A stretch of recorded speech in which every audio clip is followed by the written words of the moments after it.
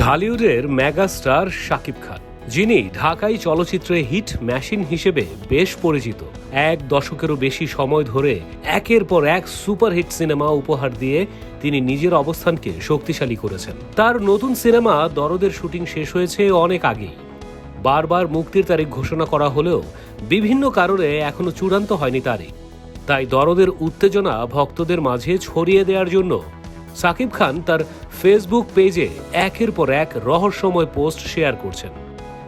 পোস্টারে শাকিবের 3টি ভিন্ন ভঙ্গির ছবি।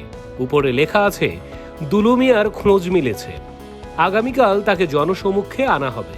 এর সঙ্গে ক্যাপশন যুক্ত করে শাকিব খান লিখেছেন, দরদ ভরা ভালোবাসা নিয়ে সে আসছে।